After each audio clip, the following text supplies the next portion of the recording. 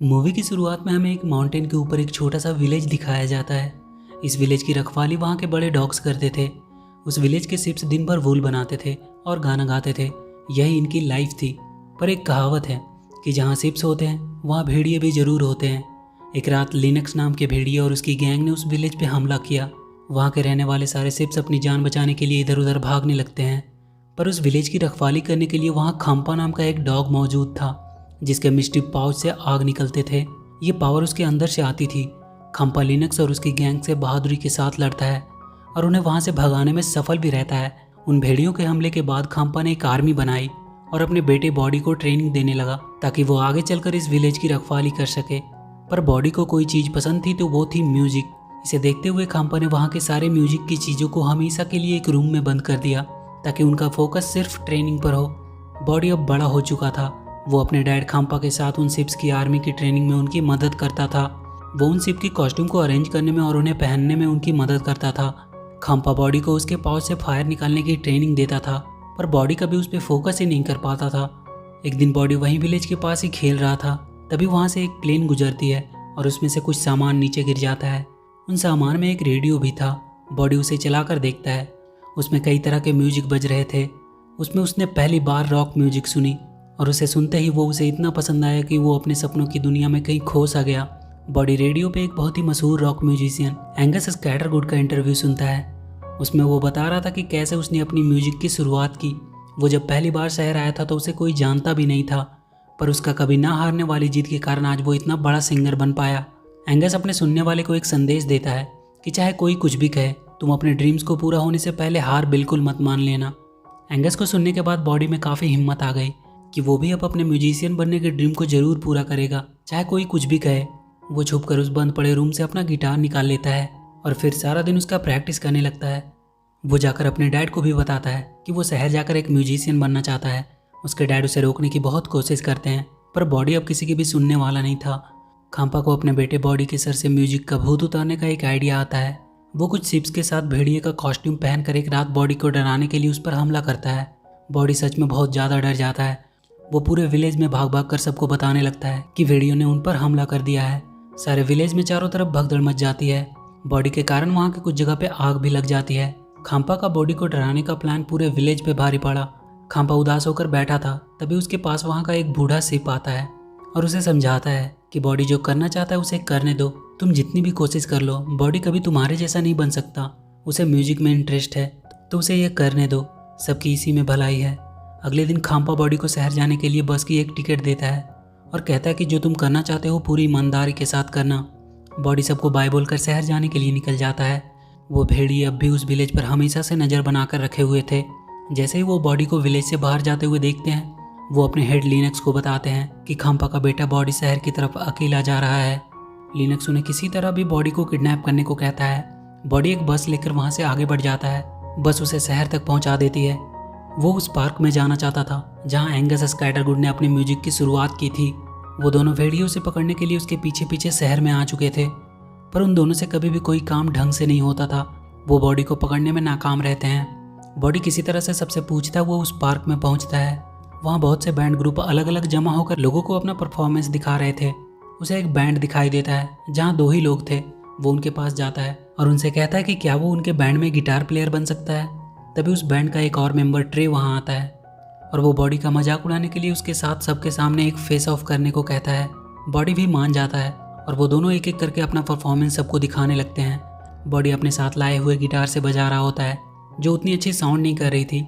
वहीं ट्रे अपनी full form में गिटार बजा रहा था। बॉडी भी उसके जैसा ही करने को ट्राई करता है, पर उसका गिटार उसके हाथ से छूटकर कहीं दूर जाकर गिरता है। सब लोग बॉडी का बहुत मजाक उड़ाते हैं। वो उदास होकर वहीं पार्क में बैठा था।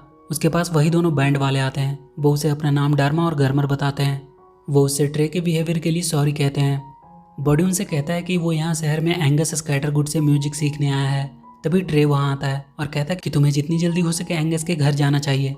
वो उसे एंगस के घर जाने का रास्ता बता देता है और उससे कहता है कि जब उसके घर के पास जाओ तो उसके गेट को चूमना मत भूलना। बॉडी खुशी खुशी वहाँ से चला जाता है और अगले दिन वो एंगस के घर के सामने पहुँचता है, पर जैसे ही वो वहाँ के गेट को चूमता है उसे एक जोर का करंट लगता है और वो वहाँ से दूर जाकर गिरता है। आगे हम एंगस स्कैटरगुड को देखते हैं, जो अपने घर में बैठे बैठे एक नई म्यूजिक बनाने के बारे में सोच रहा था। क्योंकि उसे कंपनी वालों की तरफ से 3 दिन के टाइम के अंदर एक गाना उन्हें देना था, नहीं तो वो उससे डील तोड़ देंगे।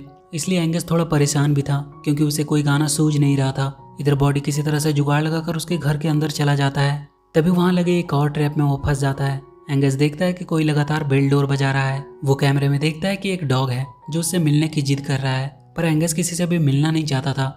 वो बॉडी को वहां पड़े डोरमेट से अपने पैर पोंछकर अंदर आने को कहता है, पर जैसे ही बॉडी उस पर पैर रखता है वो वहां से दूर जाकर गिरता है और वहां का दरवाजा फिर से बंद हो जाता है। आगे हम लिनक्स भेड़िए को देखते हैं जो शहर में अपना क्लब चलाता था। उसे उसके भेड़िए बता रहे थे कि वो बॉडी को पकड़ नहीं पाए। वो उन्हें 1 हफ्ते का समय देता है उसे पकड़ने के लिए, नहीं तो वो उन्हें काम से निकाल देगा। अगली सुबह एंगस को एक अच्छी धुन का आइडिया आता है। वो जल्दी से जाकर उसे रिकॉर्ड करने की सोचता है, पर उसे बाहर से किसी के गाने की आवाज आ रही थी। वो देखता है बॉडी उसके गेट के सामने खड़े होकर जोर जोर से गा रहा है। एंगस परेशान होकर घर से बाहर जाकर बॉडी को गाना गाने से मना करता है। तभी वहाँ कुछ एंगस के फैन आ जाते हैं और वो सब एंगस के पीछे भागने लगते हैं।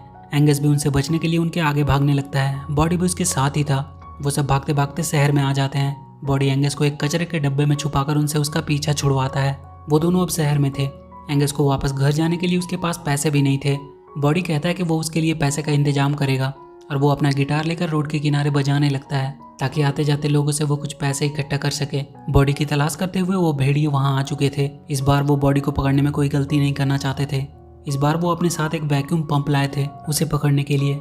एंगस देखता है बॉडी अच्छी तरह से नहीं गा रहा है, इसलिए वो खुद उसका गिटार लेकर बजाने लगता है और बॉडी को दूर खड़े रहने को कहता है। बॉडी को वहाँ डर्मा और गर्मर मिलते हैं। वो उनसे कहता है कि वो एंगस के साथ यहाँ पार्क में आया है। डर्मा को लगता है कि बॉडी ऐसे ही उन्हें इम्प्रेस करने के लिए ये बातें बना रहा है। इधर वो भेड़िए बॉडी की जगह एंगस को पकड़ कर लेके चले जाते हैं। जब बॉडी डर्मा को एंगस से मिलवाने के लिए वहाँ आता है तो वहाँ से एंगस गायब था। डर्मा बॉडी से कहती है कि तुम्हें हमसे झूठ बोलने की कोई जरूरत नहीं है, पर बॉडी कहता है कि वो अभी यहीं था, पता नहीं कहाँ चला गया। लिनक्स जब बॉडी की जगह एंगस को अपने पास देखता है तो वो अपने भेड़ियों पे बहुत गुस्सा करता है और उनसे कहता है कि अभी से इसके अपने घर पे पहुंचा के आए और बॉडी को पकड़कर जल्दी से उसके पास लाए, नहीं तो वो उन्हें जिंदा नहीं छोड़ेगा। भेड़िए एंगस को उसके घर के पास छोड़ देते हैं। एंगस को कंपनी वाले लगातार फोन कर रहे थे कि उनका सॉन्ग फिनिश हुआ कि नहीं। अब उसके पास बस 1 दिन का टाइम था। उसे समझ नहीं आ रहा था कि वो क्या करे। तभी उसे फिर से उसके घर के बाहर बॉडी गाता हुआ दिखाई देता है। उसे उसका गाना अब थोड़ा अच्छा लग रहा था। वो उसे अंदर अपने घर में बुलाता है और उसे अपने गिटार कलेक्शन से एक अच्छा सा गिटार उसे देता है और उसे खुद से एक गाना गाने को कहता है। बॉडी अपनी धुन में गाने लगता है।